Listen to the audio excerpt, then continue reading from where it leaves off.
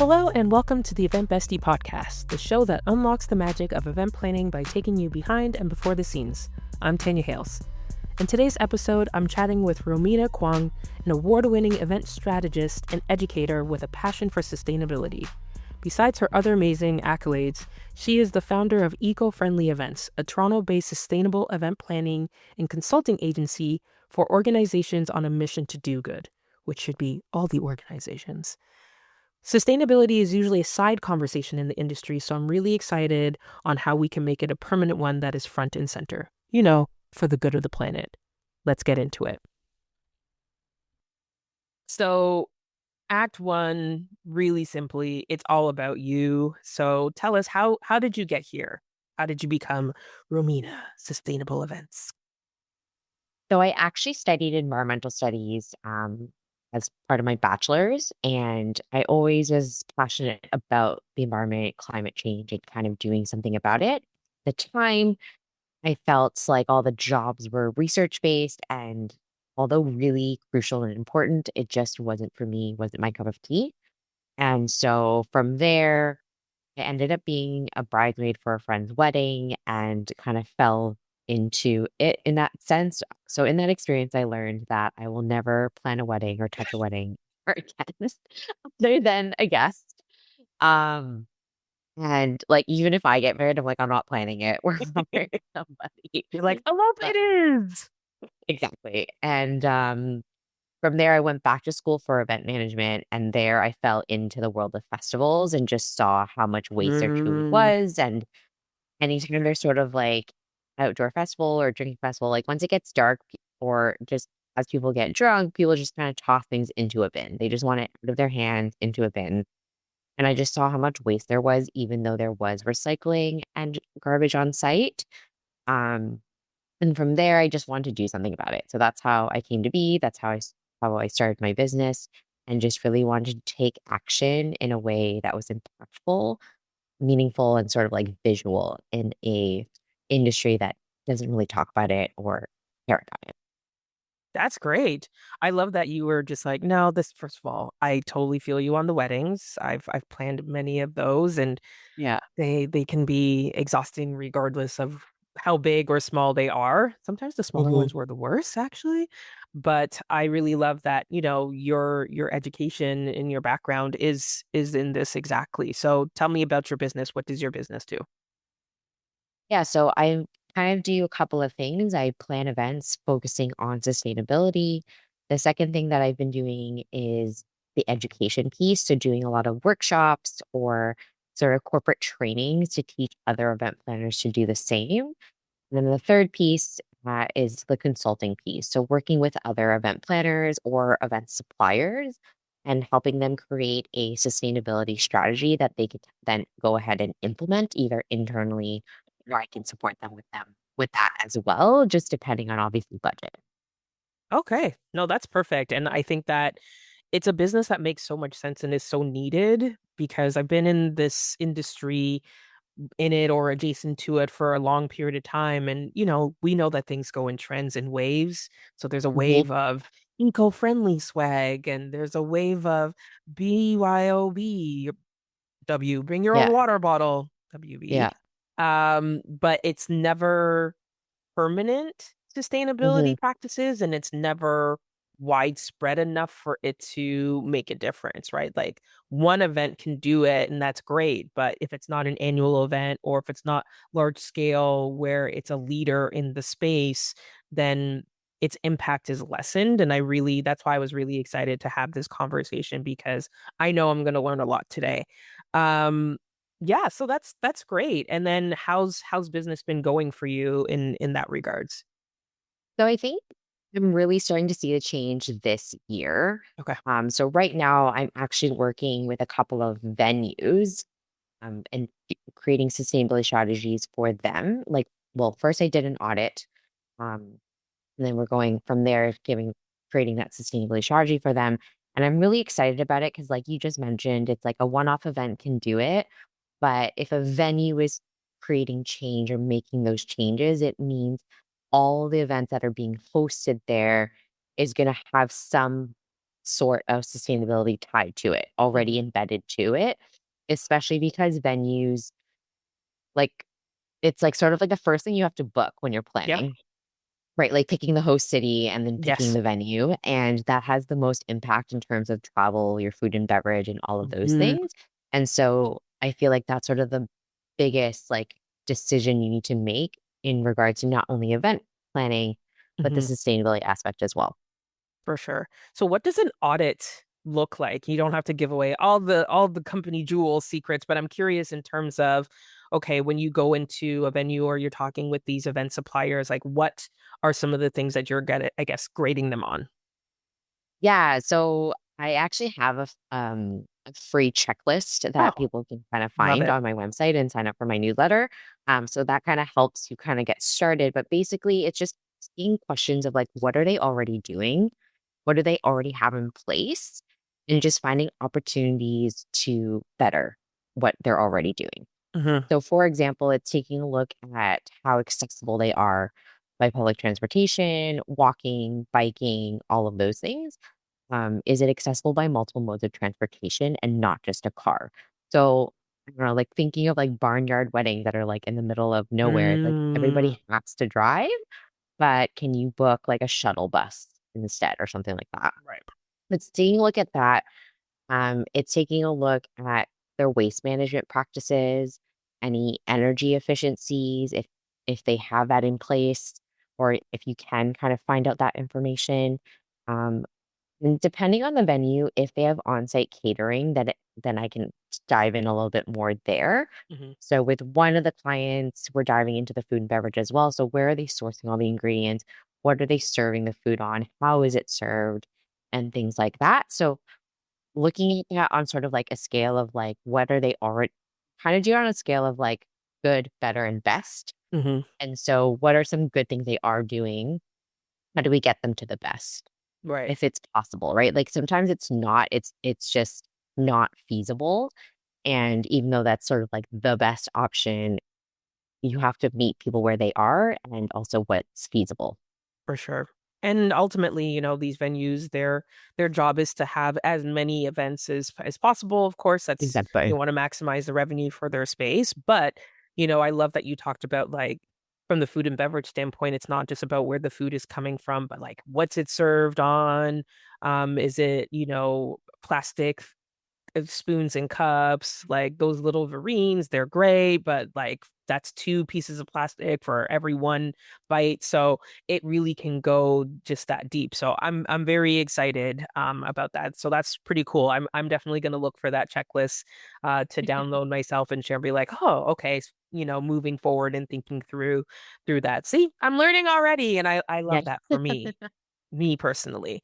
Yeah. So, Act Two is all about the current state of the event industry. So, you've been, going around talking with venues and vendors. I guess my first question is like, how receptive are they to receiving you kind of like coming in and grading them and telling them about themselves? Yeah, they are interested because they approached me, right? Like Okay. I didn't hard approach them to say like you must change all these things and that's never my approach. Right. Um I want people to do it. Like I want them to want it, right? Like I don't know, it's like in life like you can't force people to do things they don't want to do. Yeah. And so for me it's always been leading by example, sharing what I know and talking about um and so I think like in the report that I'm about to send them is just like, what are some really good things you're already doing? Here are some opportunities for improvement. And here are sort of like next steps. And so it's focusing in that and they just want to know like how they can do better. I think that's their standpoint. They're like, we don't care if it's like bad, um, necessarily like Mhm. bad, but Right. it's just like where can we improve? Yeah. Which is good, and I love that they're doing the outreach because it does show that they're interested in learning, and we know that the event industry is very can be very incestuous and, like, people talk and they're connected, the venues are connected to each other, the vendors, it's usually the Yeah. same caterers, like, so all those things, like, it will continue to spread, which is great. So overall, what grade would you give the event industry when it comes to sustainability? And I guess it's a hard question when I think about it because there's a huge difference between like a a 10-person dinner versus a 2-day 20,000 outdoor festival like a Coachella. So I understand that there's very broad differences, but overall, like what's your sense on this particular topic in the event industry?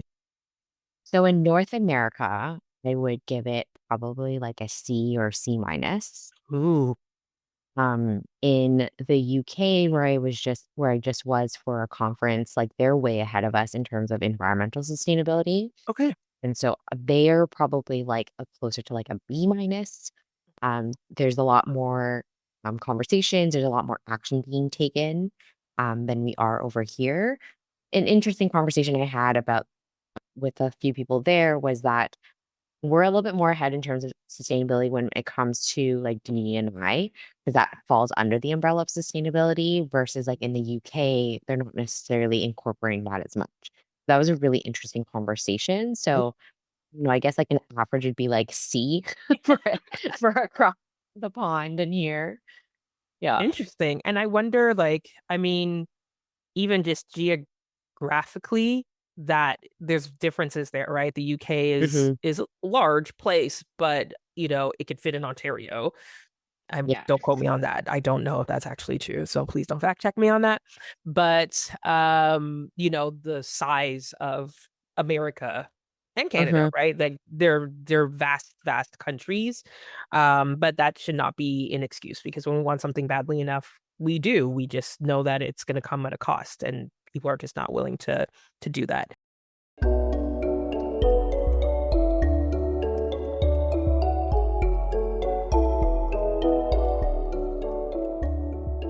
So, what are some of the biggest event culprits when it comes to a lack of sustainability?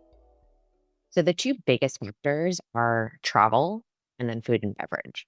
So with Mm, travel, it's something that you can't really help in terms of like you're going to host the conference. People want to be back in person. Like I want to be back in person too.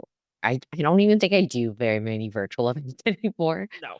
But yeah, like hybrid's a really good solution, especially when you want that global reach. But yeah, travel's the biggest one. So kind of going back to venue, um, an interesting conversation I had also in the UK was to actually get people to register for your event first, not necessarily knowing the location. And so you can see where everyone's potentially coming from. So if a lot of people are coming from the East Coast, then host it in the East. If they're Mm, coming from the West, host it in the West. And then you pick your host city, then you pick sort of the venue. And so it's travel with for the attendees, but it's also your vendors as well. So I did a site visit earlier this week where they had a ton of built-in AV.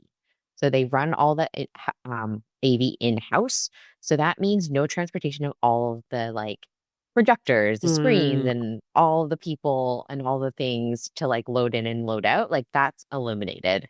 Um, that was something that I pointed out to them. I was like, that is a sustainability factor because you're reducing transportation of AV. And then so it's thinking about things like that is like, are you sourcing everything in that local city so that it's all being transported locally mm, versus something being flown in?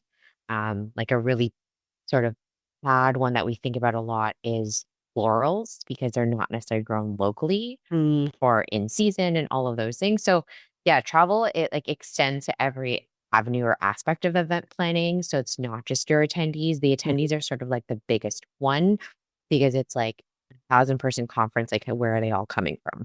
Right. And then you said the second is food and Food beverage. and beverage, yes. So it's thinking about proactively trying to get rid of food waste or eliminating the possibility of food waste. So getting those accurate numbers, making your caterers not making like a ton extra. Um, Again, like where like are they using all the food scraps? I know some venues like get really creative and will like make a broth with like the bones from like the meat from like a previous from something Hmm. else, or like they'll use like the ends of like carrots for something else, or actually even serve it with the ends. Hmm. So it's thinking about things like that. And then on the other end, once all the food is sort of like been served, is what happens to it? Does it get tossed out? So everything that attendees have access to at least in Canada, it has to be tossed out. Like that can't be donated. So anything that's kept in the kitchen and properly stored, that can be donated. Hmm. So that's something to think about as well, especially with buffet where you're constantly trying to keep it replenished for the last person. And Mm, it's like, well, all of that ends up going to waste. right. So something that's sort of like interesting that I've kind of seen as well is it's still buffet style, but rather than in the big chafing dishes, it's in like little containers instead. Right. So it's like the salad's already in a little bowl. Everyone just grabs the bowl. So it's like you don't have to keep replenishing. You can just like rejig all the little Yeah. bowls or containers or whatever, to still make it look really nice and presentable, but not necessarily wasting extra food. Yeah. And that's a really good point. And I'm so glad you bring that up because, having worked for an event catering company for 8, 9 years, I've seen a lot of Yeah. food waste. So I tell wedding clients, stop ordering two desserts. People don't eat two desserts with a fork. They want to get to drinking as quickly as possible, so just have the one. Yeah. Yeah, and I'm just like, your 1,000-person wedding cake is probably not even that delicious, to be wholly honest. So like No. just have a teeny tiny and a cupcake bar later on and thank me later. But what is really interesting, people always just like, oh, it just send it to a shelter, right? And it's really important. Like food handling and safety is Yeah. important regardless of who is eating it. And it has to be, kept refrigerated. If it's hot food, it has to be kept hot. And then where it's going has to have the capacity to receive it. Yes. A wedding ends at 3 o'clock in the morning. What where is open at 3 o'clock in the morning to receive, Mhm. you know, chafing dishes full of food, hot food that needs to be eaten in the next Like hour, that. right? Like Yeah. people have to think through like, would you take that? Like, no, you would want when you go to McDonald's at 3 a.m., you want fresh fries. Yeah. Right. So I think it's really like also changing the minds of people who are attending Yeah. that okay, we're doing this so that way we can reduce and then we can, the big bowls that was uncovered and has remained in the fridge, they can go to some place and we've prearranged for it to go to this place. Exactly. Yep. So that at Sunday morning when there might not usually be a full-time staff, but there's someone there to receive it. Like there's so many moving parts to the donating of food, but people just think like, oh, it's the leftovers, it's the scraps, give it to the homeless. And I'm just like, that's not how we want to treat homeless people either. Like we Yeah. want them to be eating food that is healthy and safe, not just like, Exactly. a leftover plate. Like that, Hmm. no. I'd rather Well, than just have like containers for the guests to take food home. I was just gonna say that. There was one Christmas, I think it was, or like in the summer, we had like some sort of like big family gathering. And my one aunt literally gifted every like household Tupperware to take home food that Perfect. was left over. She's like, well, we can't finish this and we're not going to. So please take some. And she's like, next time we have a family gathering, bring it back and like Exactly. take more food. Yeah. Yeah. I think that that's our rule of thumb in our family gatherings as well. The joke is usually like which sibling is going to show up without containers. Yeah. Um but and I think for me, as long as and that's the thing, like you had the client who might be listening, okay, you want to host an event and you're going to have a buffet or whatever it is, ask what happens. Can the guests take it? Will it get Exactly. donated? Like I think even just having that ask, venues want to make clients happy. They have yes, they already have your money, but they do still want to work with you and make you happy in the end. So I know that like my nonprofit, we're hosting an event in January, and I know that we do have a couple of stations. So I'm just like, okay, what am I allowed to do? Because some won't let you take the food off of the premises Yeah. because they don't want the liability of if Yes. it wasn't kept in the same. So like there's a lot that goes into it. And I think people are just so risk averse. They're just like, the easiest decision is to chuck it. And I'm like, that might be the easiest, but that's not the best. Yeah. So, Yeah. and I love the idea of having guests register for an event before you pick a location. That is Yes. I've so never done intriguing that, to me. but it was such a cool concept that I was like, oh, that's so smart. Like they know that it's probably going to be somewhere in Canada, Right. but like Where? Right. And there's like an intrigue factor there. People Hmm. are, probably like in the comments, like, okay. And of course, like things just default to the big three cities here in Canada. So, maybe it ends up being someplace completely different and it's exciting because then people are like, oh, I've never been there. I've always wanted to go. I'll make a trip Yes. out of it. If it's a certain side of the country, then, it's just like, well, this is where the majority of the guests are coming from. So, to lower our economic our environmental impact. Um, I love that. I think I'm going to try and incorporate that for a future event that I was thinking of hosting in the US and just like, you know, $20 deposit secures your ticket, so to speak. But Hmm. I won't tell you where it is until I know where you guys are coming from. And yeah, that's so fun. That's such a cool idea. Yeah. And the thing is, they might not even have to put a deposit, just like, are you interested? And just kind of like Mhm. a save the date, like pre-register in terms of Right. just give me your name, where you're coming from, like the city or postal or zip code. Right. And I think that would be super helpful. Yeah. But the money part might just keep them a little bit more accountable and actually attending. Because the people love claiming that they're going to go to something and Yes, then they don't and then they're mad. But exactly. you can never make people happy in events. That's basically the life lesson there. Yeah. So I guess the biggest question is like why isn't this a more, I was going to say embedded, but that's not the right word I'm looking for. Why isn't this more important to event vendors, venues, clients, guests? Like, why is it still an extra topic of conversation? I think that's transitioning. I think a lot of people are really understanding it. I think it's not that people don't care. They do and they want to do the right thing. They just don't necessarily know what they want. Sorry. How do let me I'm gonna re-say that the whole thing. Sure. Um, okay. I don't think that people don't want to do it or don't like have good intentions. They just don't know what to do is Mm, sometimes the case. I think also coming out of the pandemic, we went 10 steps backwards because we had to. Because for health and safety, a lot of things were single use and we had to be. It obviously broke my heart, but of course, our human health comes sort of first hmm and foremost. And so I think that's why it feels extra. I think hmm as people learn like the types of questions to ask, who to ask, what to ask, and sort of small actions that they can do, it'll just become second nature and easier. So the hmm same way we create a production schedule, a critical path, like we have our list of vendors and we know what to ask them, it's just adding a few more questions. So like you mentioned with the catering example is what happens to leftover food? Where is the food coming from? Is it local? Is it in season? Is it organic? Those sort of questions, and then sort of the questions that I had mentioned earlier about the venue, and even with your decor, is like, what is it rented? Where is it coming from? The floral, same thing. It's just adding a few extra questions to get hmm information. Um, and if they're like, we're doing this, you could be like, great, would love to work with you. Or would you consider changing some of your practices? So for example, not using floral foam and using chicken wire instead as just a simple example and mm swap.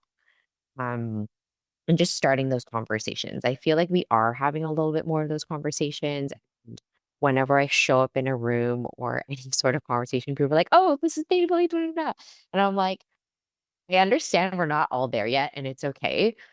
Happy to help. But yeah, it's like as long as you are making those efforts or trying to, hmm I think that's what's most important. For sure. Yeah, and I think, also too, like an age, I think also plays a role in this conversation. The climate change matters more to younger generations. It Hmm. seemingly like it's a topic of conversation because they grew up with it as a topic of conversation, right? Yeah, Like before it was like there's a hole in the ozone layer when I we was a fixed kid, that.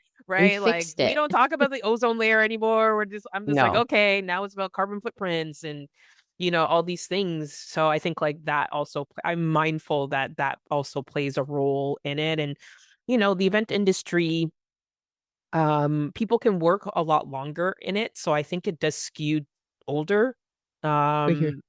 Depending on, of course, the arena and the nature of events, but because you can work longer in it, and because that means that then people are older, like sustainability wasn't a topic of conversation. Mhm. And sometimes it's a stubbornness thing. People don't want to learn and you know saying old dog, new tricks, something, something. Yeah. So I think like ultimately, the more that we're able to, like you said, a few extra questions of each of your vendors can make a really big difference. And I think that that's Mhm. ultimately the point of it all.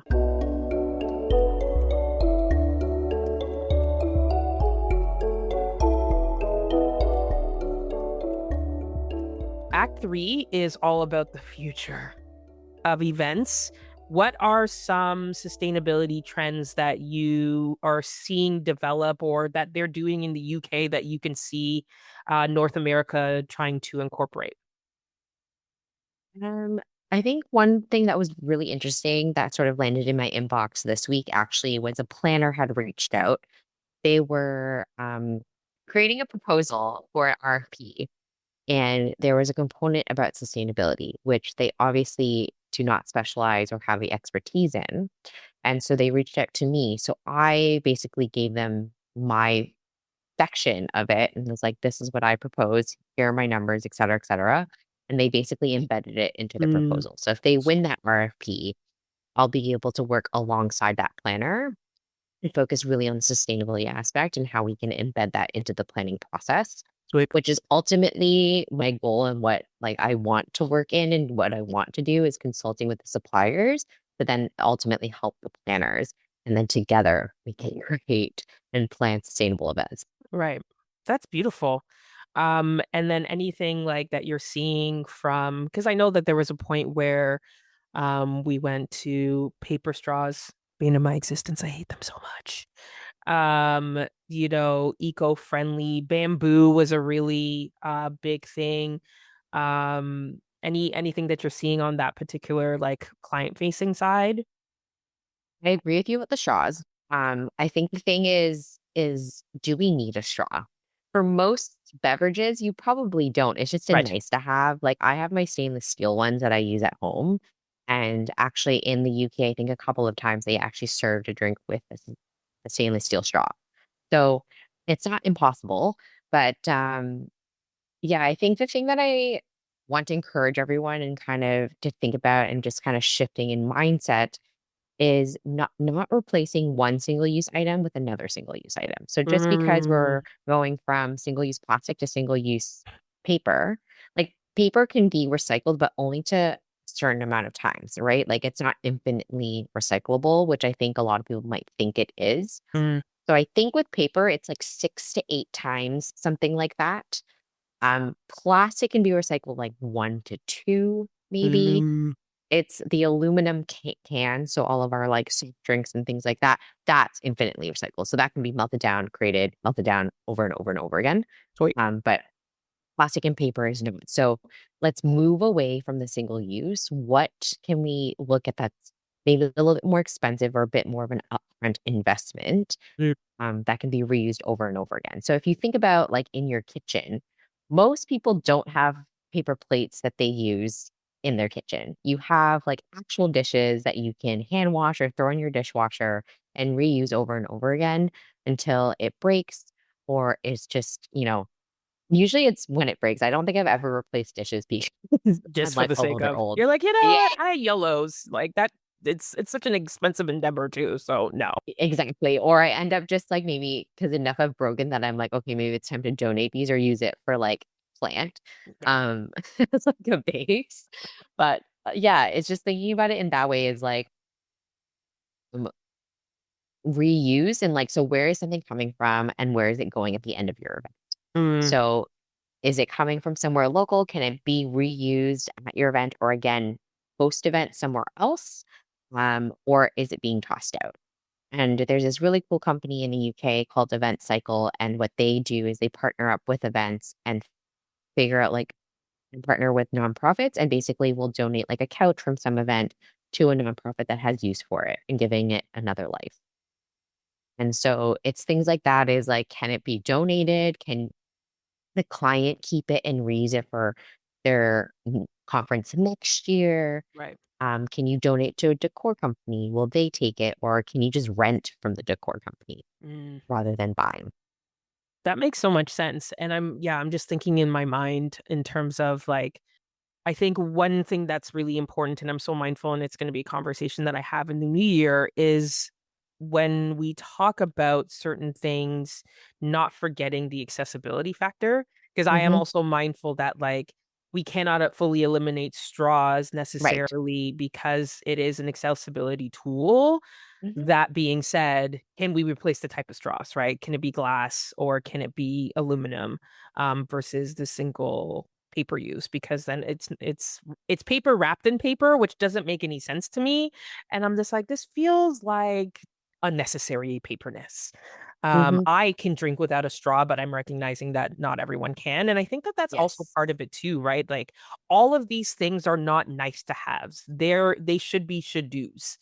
Hmm. Um, accessibility, um, diversity, inclusion, equity, sustainability. There's a lot of abilities there, Yeah. but I think like there just needs to be more of a movement towards incorporating all these things from the get-go, and then you know that you've got diverse suppliers, that your suppliers are sustainable, that your venue's accessible, which also makes it sustainable. Like all these things actually do go together, and I think that Yeah, that's they're very where, interconnected. yeah. Yeah. And when you mentioned earlier, because it's been ruminating in my mind, where you connected DEI to sustainability. In my brain, I hadn't really thought that through, that they're Mm. connected, but ultimately they are, because when the venue is accessible, that's DEI at work, right? Yeah. Like we just always think of we've done a lot to damage those three letters because we think we know what it means.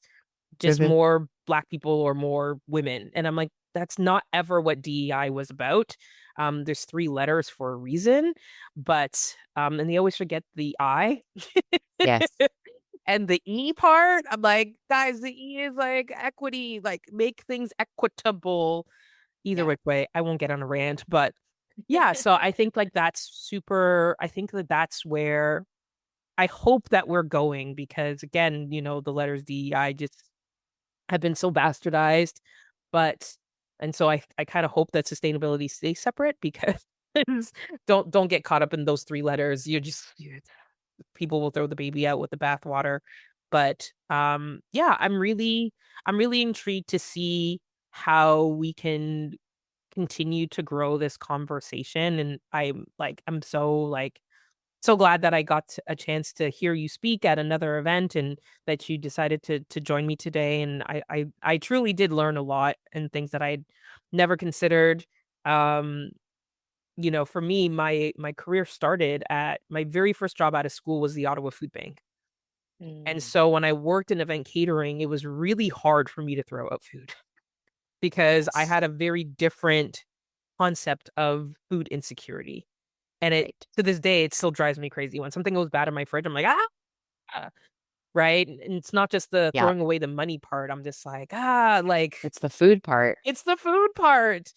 So I think like really ultimately there's things that we can do in our own homes, right? Like, do you need the straw when you're out? Or when they ask you, do you need a straw? But even just like restaurants, like ask me if I need a straw, right? Hmm. As opposed to automatically putting a straw in my cup. Sometimes I want one because of what I got in my hands and what's happening in the nature. Is there seating? Is there a lot of tabletops? Like, I think for me, it's just like, how can we get the engines going for people on how this looks in their own lives, and then by right, an extension extend it to the event industry from a venue aspect, a vendor aspect, attendee aspect. Um, but also, I think what's really important that you brought up too is the hybrid. I feel Hmm. like we did it. We had virtual only because that's what we were allowed to do. And then there was hybrid for a brief period, and people are eliminating it altogether now. They're just like, okay, well, the world's open, so in person only. And I think that that's such a disservice for so many different reasons, but also Hmm. on this particular topic. Yeah, especially like there's a couple of folks that I follow online and get their newsletters who talk about accessibility in general in life and digital accessibility. And it's like so many people were so upset because they're like, I got to attend all these events and not have to leave my house because leaving my house is so much more difficult. Like even people who have like temporary accessibility issues, like Mm, when I fractured my foot or like sprained my ankle and I was on crutches, it's like I like life was so much harder. yes. And for me it was only temporary. Like I'm not permanently in a wheelchair. And so it's just like even like when you're doing like a seating chart, is there enough room between the tables for someone in a wheelchair to navigate that Hmm. space? And just really rethinking a lot of those things. And I think kind of going back, like we're kind of going down a little bit of a rabbit hole, but the same way you're going to tack on a few extra questions about sustainability, you can tack on about accessibility, inclusion, and diversity. So, Yep. who owns the company? Who are the type of people that you hire? Um, is there a ramp? Is there an elevator? Is it like accessible? Or do you have gender neutral bathrooms and things like that? And so it's not that difficult. It's just having a little bit of that lens and Hmm. adding it to your checklist when you're doing a site visit. Yep. It's adding it to your checklist when you're picking a caterer. Um, and so it's like it's just that much. It's not difficult, but you can Yeah. start. Yeah, 1000%. And it all goes together. And I think that that's the thing, right? Like I've already had an episode about why events need DEIR, Hmm. which was representation too. Having this conversation about sustainability, we'll be having a conversation with someone about accessibility at events. Love He was a that. speaker at another event, and just like my eyebrows were at Yeah. in my forehead. I was just like, I hadn't thought about that. Oh, I hadn't thought about that. Yes. You Right. only think And about it when it impacts you, and I think that's the problem. mm, that's the motor. That's it, Yeah. right? And Like, so that's why we need a diverse group of people at the table because I'm never going to understand what it's like to walk in the world as a person who is disabled. I'm not going to know what it's like to be a Black woman in the world or a Black man or, like someone who has mental health issues. mm, Any of those things, like it's really difficult to cater to those communities if you don't have someone from that community that can speak about it. 1000%. Yeah. This was awesome as I knew it was going to be, and very eye-opening, and hopefully the listeners, they were taking a lot of notes. I didn't take notes, but because I can get Just the re-listen transcript to after, it. I'm Yeah. just like, I'll just re-listen to it. Um, Romina, thank you so very much for your time. To the listeners who listen, thank you so much for checking it out.